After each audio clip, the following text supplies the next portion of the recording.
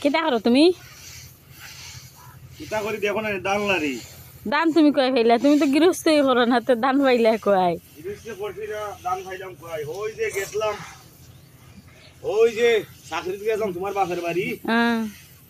ও চাকরির দান নাকি তো গৃহস্থী করলে তো মেম্বারি সাহায্য পাইলে নে, গৃহস্থী করছো না দেখে আর মেম্বারি সাহায্য পাইতা নাই, চাকরির দানে কামাইতো নাই।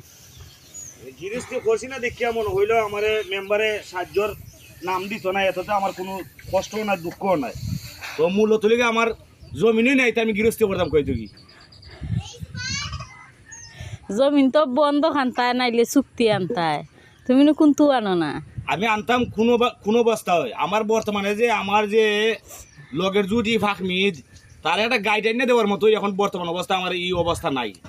এমনি তো আমি কোটিপতি হকলেই জানি, কিন্তু বাস্তব গান কেউ দেখে না, মানুষে বার দিক কে সমালোচনা করে, ভিতর কেউ দেখে না। আইস গাইলের জগৎ, আইস গাইলের দুনিয়ায় ওই অমালানি চলছে।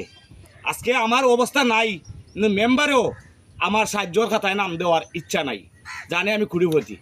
দোয়া করবা মেম্বার সাহেব, আমি কোটিপতি ইনশাল্লাহ, একদিন আল্লাহ কোটিপতি বানাইব।